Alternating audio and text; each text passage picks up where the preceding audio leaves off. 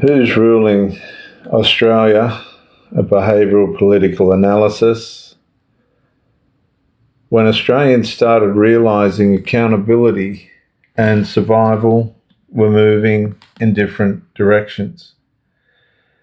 Have you ever wondered why accountability is constantly promised, yet the structures needing accountability often seem to survive the very failures that should have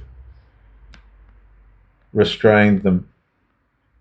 While inquiries conclude, statements are issued, language is adjusted, and procedures are updated, while the same authority architecture remains intact afterward, the question reaches beneath politics into institutional pathology, because accountability and survival are not always moving together anymore.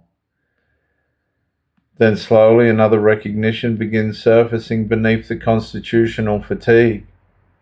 Establishments become dangerous once self-preservation starts overtaking correction. And that distinction matters enormously, because Australia's constitutional Christian inheritance, assumed authority, remained legitimate only while answerable beneath truth, justice, conscience, moral restraint, and divine sovereign accountability. Power was not meant to survive every failure untouched. It was meant to be corrected by realities higher than institutional continuity. But once divine restraint weakens, accountability increasingly becomes procedural theatre. The establishment acknowledges concern without surrendering control. It reviews failure without confessing moral breach. It absorbs criticism without restoring what deterioration damaged. It disciplines language before disciplining itself. And the paradox deepens further. Institutions continue speaking transparency, reform, consultation, integrity, and public confidence, while preserving the same structures that allowed the disorder to continue beneath administration explanation. And that inversion produces constitutional exhaustion. Citizens increasingly recognize the difference between accountability that restores justice and accountability that protects the institution from deeper exposure. And once truth survives, once truth serves itself, one serves truth, the other manages consequence. And this is where political moral bankruptcy becomes visible, not in the presence of error, but in the refusal of authority to be morally diminished by its own failure.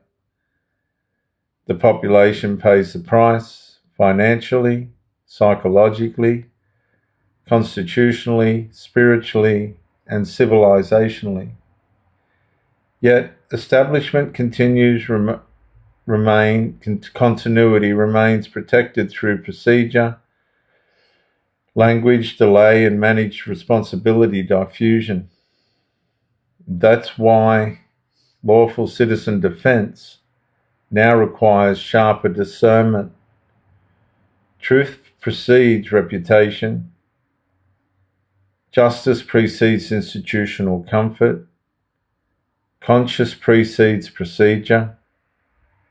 Restoration precedes image repair. God stands above every establishment, seeking survival beneath its own explanations. The issue confronting Australia is therefore no longer whether accountability is mentioned. The deeper issue is whether accountability still possesses enough moral force to restrain authority, restore justice, and protect the population from systems increasingly skilled at surviving their own consequences. Because once institutions can fail without being fundamentally corrected, the people learn something devastating.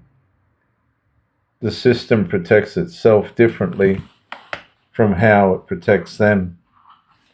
And somehow, beneath the language of accountability, another truth steadily emerges. A civilization enters constitutional danger when establishment survival becomes more resilient than justice for the population, harmed beneath its authority.